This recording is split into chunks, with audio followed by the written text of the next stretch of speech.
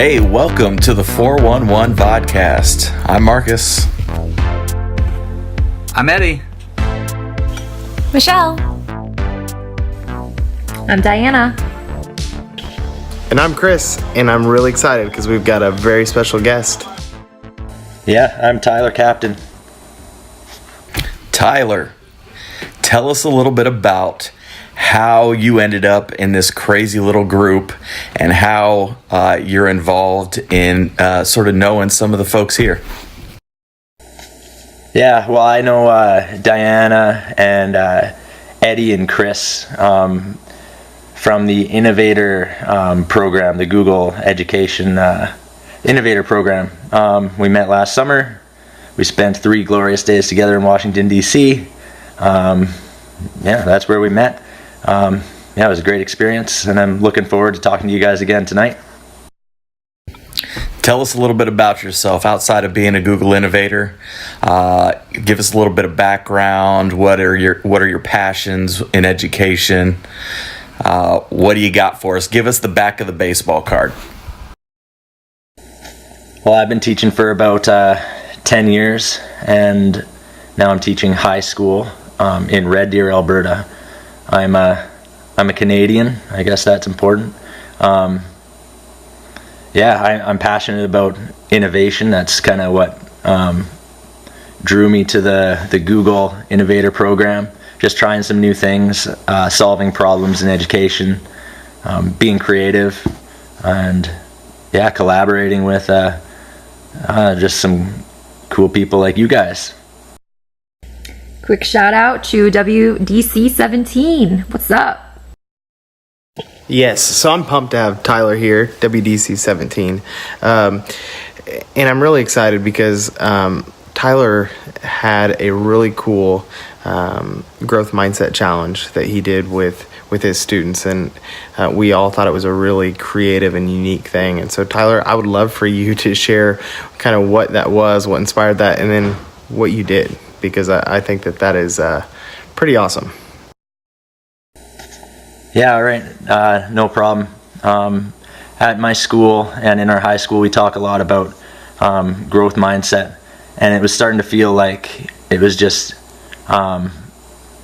becoming something we said, and it kind of lost its meaning. So me and a couple other teachers at the beginning of last school year came up with this idea of how to model a growth mindset and just make it more authentic, like I guess show some empathy for our students too, and the basics of it was that we let our students give us a challenge to learn something over the course of the year, and throughout the year they'd hold us accountable and remind us to have a growth mindset, much like we do to them every day as their teachers.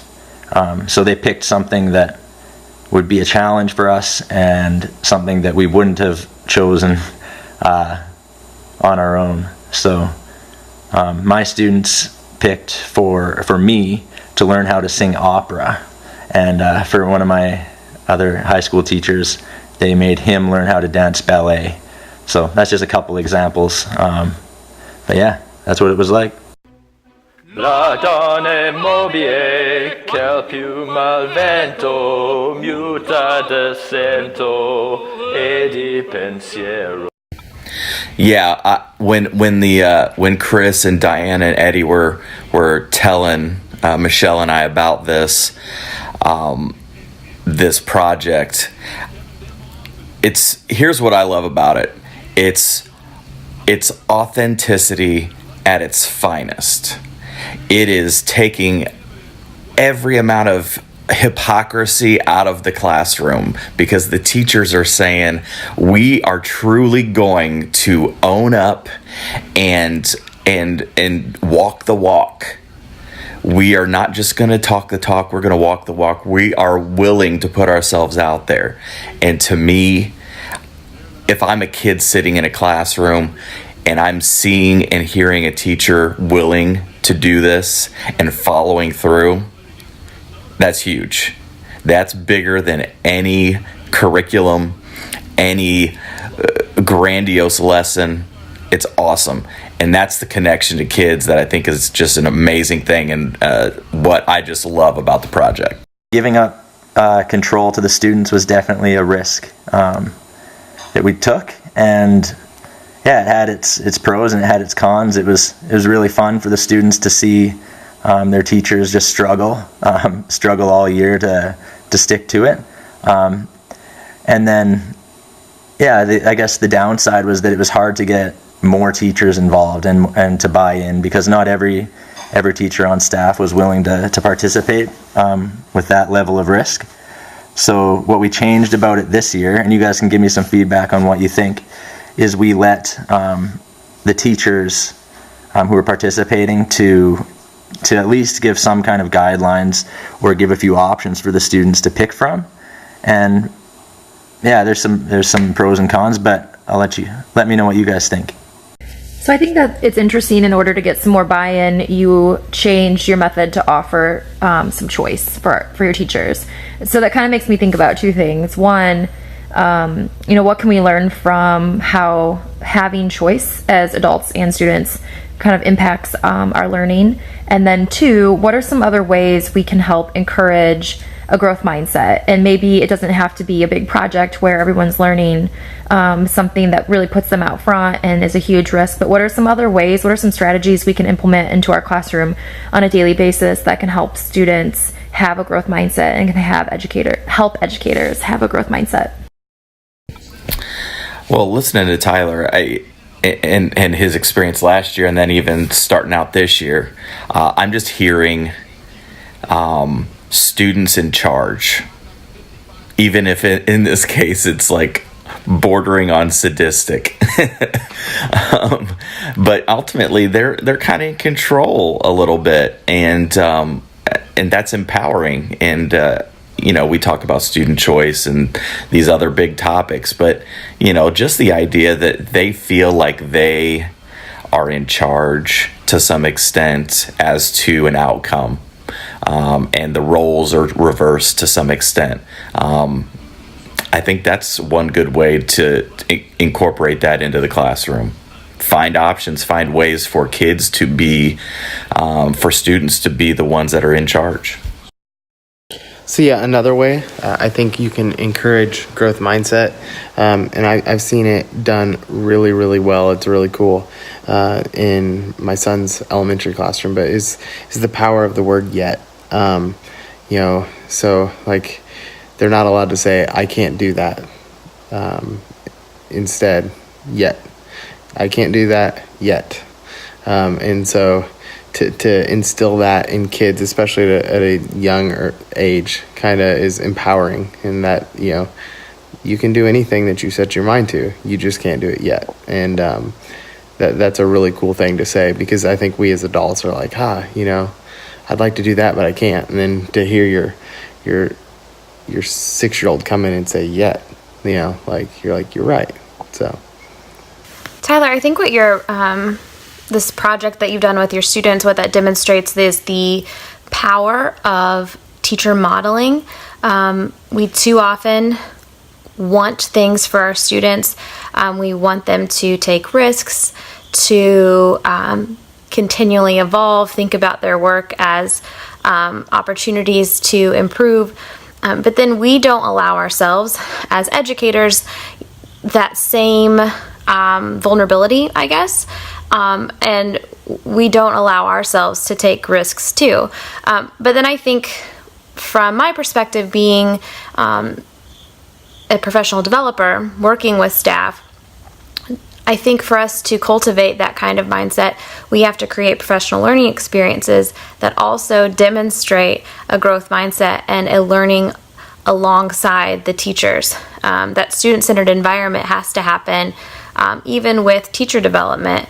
And I think when we can be vulnerable and we can take calculated risks and iterate and evolve and design programs and learning together with teachers, that transfer happens to the classroom a little bit easier. One, because you're able to experience that kind of environment as a student, but then additionally, you feel supported and like this safe environment has been created.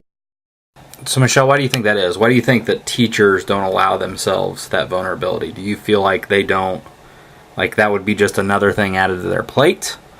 Do you feel like they just don't have the energy or the time to learn something new? I'm just curious, like, what your thoughts are on why you think that is. I think there is a lot of pressure to be an educator, and it's scary to try new things and to not be sure if it's going to work. And we've created this system which sends two opposing messages to teachers. We tell teachers we want them to innovate and to fail forward and try new things. But then we also say, hey, you've only got 1 year with these kids, and also they better pass this test, which doesn't allow a whole lot of room for failure. So in this age of accountability, I think it's really hard to feel safe and comfortable to take risks, even if they are calculated risks. So I think the system has to change, and I think that administrators and staff developers, I think we can play an important role in helping create that culture of innovation. Yeah, absolutely. And that's so true, because the thing that always gets me is, growing up, the catchphrase, you learn from your mistakes. And if you learn from your mistakes, why in education do we treat failure like the enemy? Like you said, we'll say things like fail forward, but in reality, like, the kids better do good on that test. And, same thing, from the student perspective, like if they would fail a test that they bring up, the parents would be like, what in the world? So we truly, even though we have the mantra, learn from your mistakes, we really don't want mistakes. And I think that's sad. What is sort of, since Tyler, he's from Canada, what is sort of the, teacher accountability system, or, what's that like up north? Well, that dichotomy that Michelle was talking about, just kind of the competing pressures on teachers to try new things and innovate on one hand, but then also to achieve high test scores with their students. On the other hand, I think that's definitely there. I can't speak for like all of the country, but in our school division, anyways, I find that it feels like a pretty safe place to try new things in general. And then I think as you go higher up in grades, like I said, I teach high school. It's just taken a little bit longer to overcome the tradition of, like, I guess, standardized testing and just kind of these. There's a little bit less freedom to try some of those things, or at least it feels that way. But to me, that's kind of what makes it fun, is to push against those boundaries and those traditions, and kind of show people that you can still learn while doing that. Well, Tyler, first of all, thank you so much for being a part of the podcast and sharing some really great content and ideas and perspectives. But I feel obligated, since we're going international here. We're going to take the international vibe you're bringing, and we're going to combine it with the 411's love of food, and we're going to bring it all together. And so we want to shift gears here. We want to talk about weird food or weird food combinations that either are currently a thing or something that you grew up with. We've talked about this a bit in the past, and so we figured this would be a great time to hear that kind of perspective from you. So switch it up. Let's hear what you got, everybody. I'll start us out. I hope my mom's not watching. If you are, Mom, I love you. I'm sorry. you fed me some weird stuff as a kid. And I think that I'm just now realizing it, that I ate really weird things as a child. That when I still have carried into adulthood, people look at me really strange when I do it. So, for instance, I feel like breakfast is one of maybe the worst.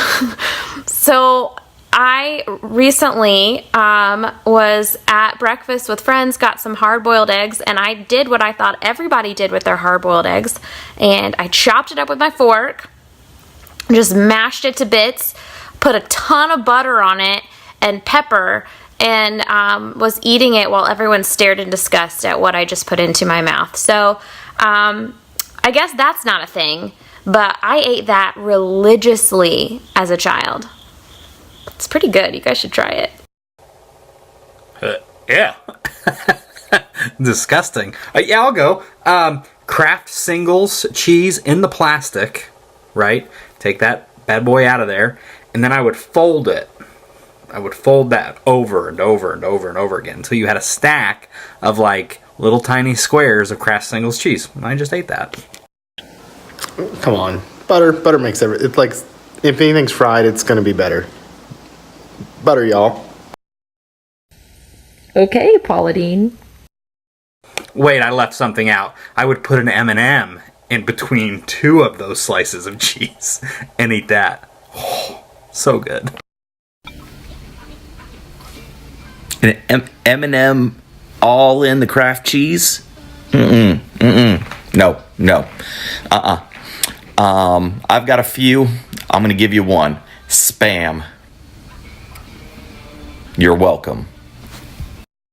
No, Marcus, it's a square, the little square that I created, slice, M&M, slice, into the mouth. I'm telling you, don't knock things until you try them. Eddie, I was wondering what was so weird. So you ate cheese as a kid. You forgot the M&M part. That was an important detail.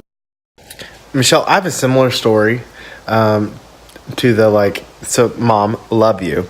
But something that I thought that every kid on earth ate until I married my wife. And she was like, what? But then I think it's like a regional thing. So like I think some of the people that grew up near me may be like, yeah, we totally do this. So chili, right? When you have chili, we would get a peanut butter sandwich with honey. So my mom would mix honey with the peanut butter, and it would be this peanut butter honey sandwich. But we only ate it ever with chili. And I thought that like that was like, it went together like peas and carrots, even though, but like that, like, yeah, when you had chili, you had the peanut butter honey sandwich, and it's delicious and it's good with the chili, but like that was a thing. And my wife was like, what? Do you mean it goes together like chili and cornbread? Can someone back me up that they had the peanut butter and honey sandwich with some chili? Or am I? Peanut butter sandwich with chili, I think, is maybe a regional thing.